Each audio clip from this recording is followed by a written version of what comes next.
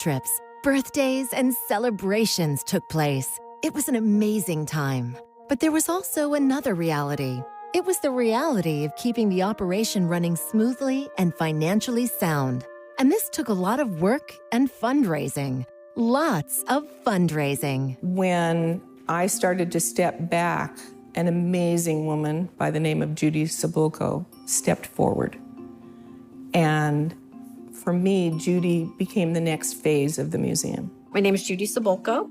I am proud to serve as the chairwoman of the Chairman's Advisory Council for Discovery Children's Museum. When I first joined the board of trustees for Lead Discovery Children's Museum, I was asked to serve as co-chair of these galas. And those were some very big shoes to fill. These galas had a history that preceded me, very high energy, wonderful decor, etc. It was not a boring gala. They had professional dancers get people up and dance and loud music. And at first, we did fashion shows with Neiman Marcus provided the fashion shows.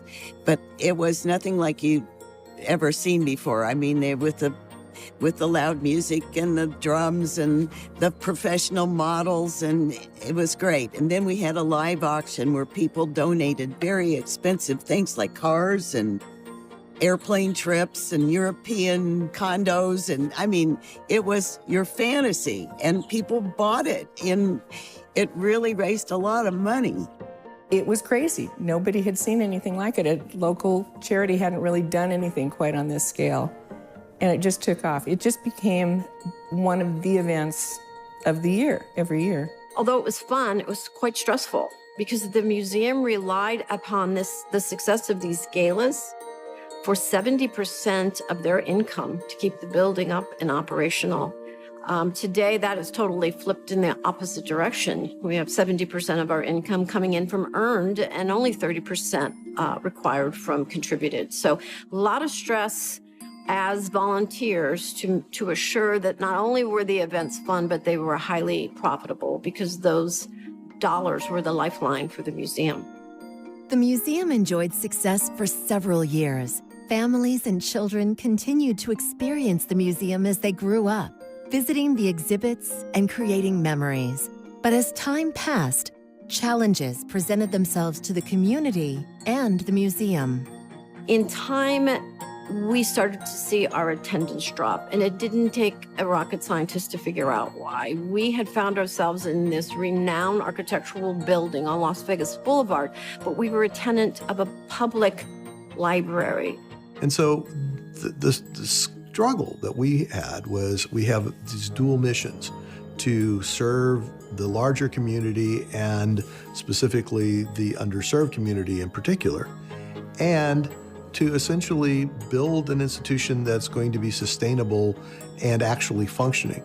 And it's that second element that put the board into a position where it needed to take serious consideration.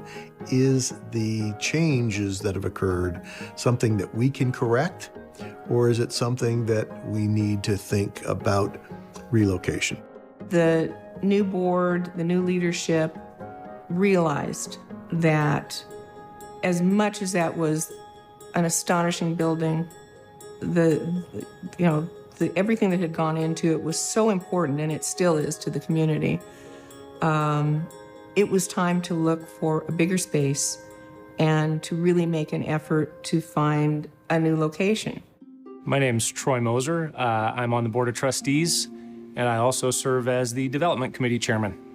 We started the process of looking elsewhere. We knew we wanted to be central.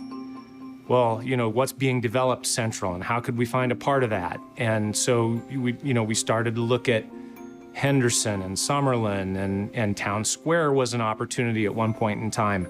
But none of those options really ever clicked or felt right. And we had to roll up our sleeves and figure out how we were going to do this. The museum was in need of a course correction. The success of its beginning needed to continue. Luckily, the museum had caught the attention of the Donald W. Reynolds Foundation.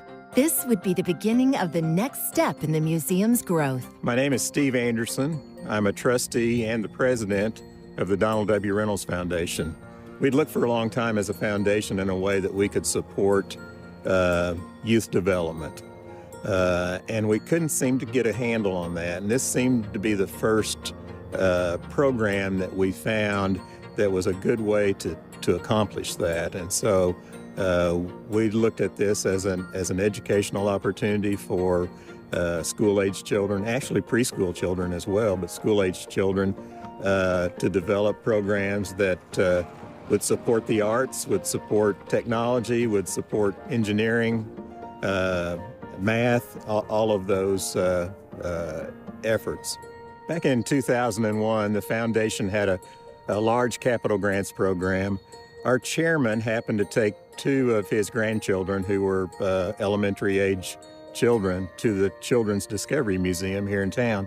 My recollection of the story was that he came back so excited about having seen this museum and the children playing in it and the families that were with their children, and felt like there might be an opportunity to put a children's museum not only in Symphony Park, but right here on the site with the Smith Center. So, then those conversations got serious, and that's when it got really exciting. It's really serendipitous that we ended up here on the Smith Center campus, because originally the Smith Center master plan had included a second theater. And the second theater was on the footprint of where the current museum, Discovery Museum, is today. We were well into the planning process and design process of the Smith Center when they decided that the second theater probably was not a viable option. And so that left a gap in the master plan of the block for the Smith Center. And so I can specifically remember going to a meeting to discuss plans for the Smith Center, and they shared that information with our board chairman, Fred Smith, and myself in one of the meetings. On the way back to the office, we got to talking in the car and said, it might be a great opportunity for the Discovery Museum to fill that footprint. They were certainly willing to consider helping us out, but we needed to jump through about 7 years of hoops, and we applied for and earned one planning grant after another. So suffice it to say, it wasn't easy. We weren't simply invited onto the block. We earned our way. But it came with a challenge. It came with a challenge to raise $7 million on our own, and that was a daunting task at that point in our community. We were in the worst financial crisis since the Great Depression. Judy's our cheerleader. She's the band leader, the drum major, whatever that metaphor you want to use is. She was always banging the drum the loudest and out there in front, encouraging us all to know that we could do this. She was the leader of the fundraising aspect of all this. And to me, that, the hardest part of all this, the fundraising and making sure that the community would get behind the vision that we all had as a board. And she was out there, talking it, walking it every day. There was never a day off for Judy. I hate to compare this place to our own kids,